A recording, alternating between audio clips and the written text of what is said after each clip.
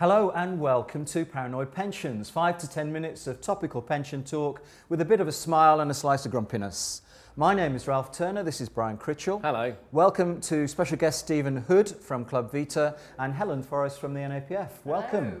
Well, Brian, we've kind of been here before, the original grumpy old pension men, so new title, slightly less sexist, but same grumpiness. Absolutely. Looking at you when I say grumpy. Bit of age in there as well. Yeah, well, need to look at you again. The pension press is full of stories from the last budget still. Wherever you look, here's a copy of Pension Insight, a picture of George Osborne driving some kind of roller over pensions, it seems to me. Is it? No, it looks like Steve Webb driving. Or Steve Webb's driving, yeah? George Osborne with the A to Z, and the rest of the pensions industry trying to hold them back. Probably very appropriate. But that has to be some of the most far-reaching proposals ever in pensions, hasn't it, Brian? Well, absolutely. It's probably the most far-reaching set of changes in my lifetime in pension. Even in your lifetime? That goes back so far. Steady on. I mean, it is absolutely radical what has happened in the pension industry. I think it's probably worth highlighting some of the major change, which I think you can have a go at, Helen. I am indeed, yeah. I mean, it is, as you say, monumental, in particular,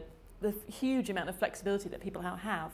And that's probably quite a good thing for many people, that actually from this April they can take their pension income, their pension pot in any form they choose and at any time they like after 55. And for many, that will be much more flexible and much more appropriate than the old system of being forced to buy an annuity in a one-off decision. But obviously with flexibility and choice comes risk, and there are particular chunks of society that we know from our own research that are going to find managing that risk really difficult. In particular, longevity risk, because we know a lot of people don't realise exactly how long they're going to live. Yeah, we're going to come back to longevity in a minute, but I would say that these proposals are probably overdue in a way, because pensions have changed so much. I mean, people don't stay in one job anymore, they move around. There are other ways of saving as well. So to actually flex pensions has got to be good news, although I'm not sure whether George Osborne had that in mind. Anyway, we're going to take a break, back in a second.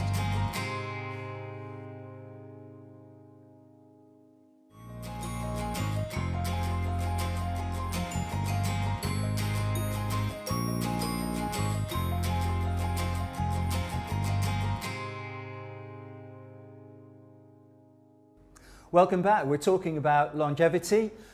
People are living a lot longer than they used to, Brian. Absolutely, and that underscores all the changes that are taking place. In the old days, pension schemes were designed to give workers a year or two of comfortable rest. You'll remember that. I'm still remembering it, Ralph. Yeah. Before they quietly dropped off the end of the coil, but all changed now. Yeah.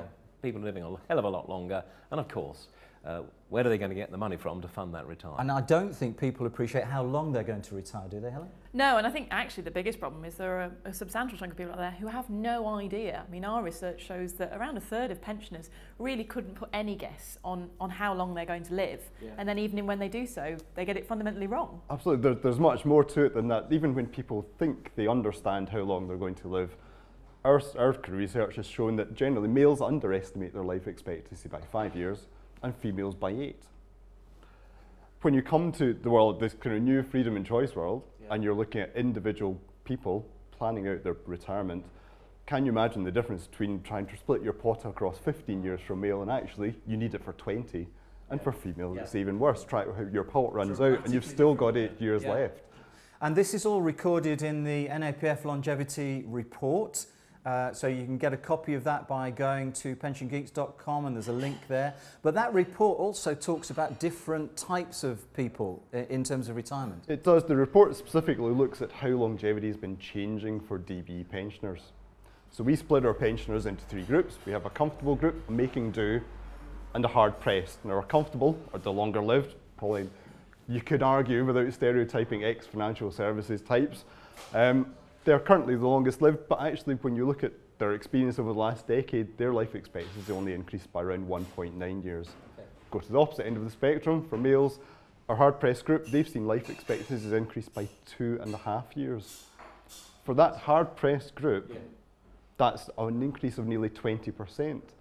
And if you bring that back to the kind of freedom and choice and trying to split your pot out, imagine over 10 years you find you need to make your pot last 20% longer. Goodness.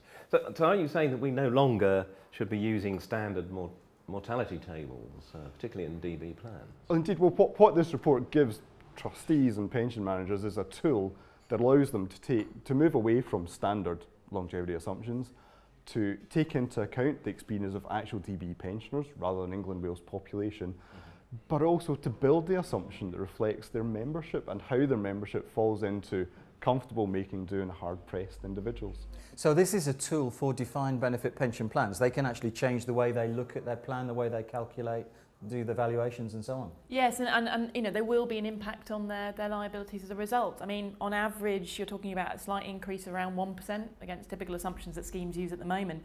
But it will very much depend on the makeup of their kind of comfortable, hard-pressed and making do members. So again, not trying to stereotype, some schemes that might be more focused towards the manufacturing sector might see an increase of up to 2%, whereas on the flip side, back to the financial services sector scheme that Steve was talking about earlier, only around 0.5%. Okay. Better than nothing. Are we living in the right place, do you think, Ralph? I don't know. I mean, actually, I was going to ask about Australia. You were reading about that. Ah, yes. All these new freedoms that we're getting very excited about. Australia's been well ahead of us on the curve in terms of flexibility and freedoms, and they're now, with that experience, beginning to consider removing some of them and trying to get more guarantees into the system on the basis that people are using their pots up too quickly. Yeah, and it is really interesting because we know from our own research that people still value a guaranteed income for life. The challenge is they'd also like a bit of flexibility with that. And I think they're quite conscious that they want a bit of both. And managing freedom and choice well is about how best people manage that tension between a nice guaranteed income for as long as they may or may not live against actually having a little bit more flexibility than they've had in the past. So no Lamborghini? I'm afraid not. Unless your name's Steve Webb. Anyway, that's all we've got time for this time around. Thank you very much for watching. Don't forget you can find us on our own YouTube website. You can also go to pensiongeeks.com to download the longevity report we've been talking about. And finally, here we go. Accountants. Accountants never retire. They just lose their balance. Thank you very much for watching. See you next time. Goodbye. Goodbye.